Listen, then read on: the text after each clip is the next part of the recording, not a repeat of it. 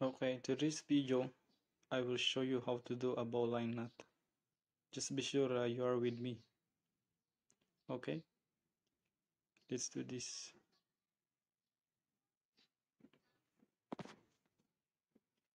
First thing you're gonna do is cross the running end over itself to make a small loop. And then pass the running end through the loop from beneath.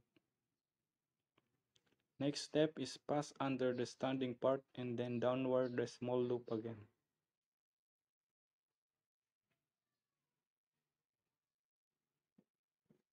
And then pull the standing part to tighten the knot.